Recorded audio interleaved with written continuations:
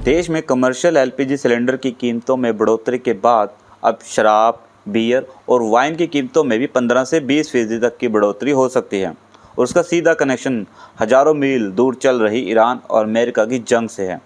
शराब बनाने वाली कंपनियों की बड़ी संस्थाओं जैसे CIABC और BI ने राज्य सरकारों को चिट्ठी लिखकर कीमतें बढ़ाने की मांग की है। कंपनियों का कहना है कि मिडल ईस्ट में तनाव के कारण ग्लोबल सप्लाई चेन टूट गई है। पैकेजिंग कॉस्ट और कांच की बोतलों के दाम बढ़ने से लेकर ट्रांसपोर्टेशन तक सब महंगा हो गया।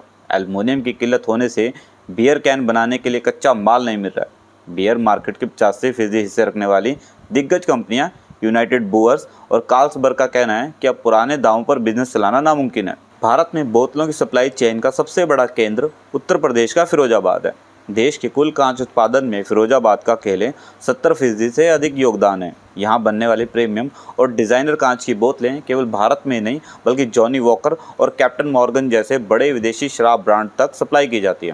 पहले यहाँ केवल चूड़ियाँ बनती थीं, वहीं अब यहाँ के 80% से ज़्यादा कांच उद्योग का रुख ऑटोमेटिक बोतलों और यूटिलिटी उत्पादों की तरफ हो गया है। CIABC के मुताबिक गैस संकट की वजह से यहाँ की फैक्ट्रियों को ज़रूरत की सिर्फ 60% गैस मिल पा रही है। नतीजा, वेंडर्स को महंगी स्पॉट LNG और LPG खरीदनी पड़ रही है, जिससे कांच की बोतलों की लागत बढ़ गई है। कई यूनिट्स तो बंद होने के कगार पर हैं।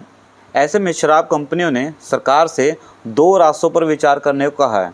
एक, प्राइस हाइक किया जाए, यानी कीमतों में 15 से 20% की बढ़ोतरी तत्काल की जाए, या फिर टैक्स में राहत देते हुए मैन्युफैक्चरिंग लेवी में 3 से 5 रुपये प्रति लीटर की कटौती की जाए और एक्स डिस्टिलरी प्राइस यानी EDP में बदलाव की अनुमति दी जाए।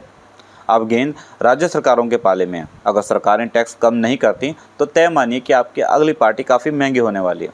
आपके पसंदीदा ब्रांड्स के रेट बदल सकते हैं। क्या आपको लगता है कि अंतर्राष्ट्रीय युद्धों का बोझ आम उपभोक्ता पर डालना सही है? अपनी राय हमें कमेंट बॉक्स में ज़रूर बताएं और दैनिक ट्यून को फॉलो करें।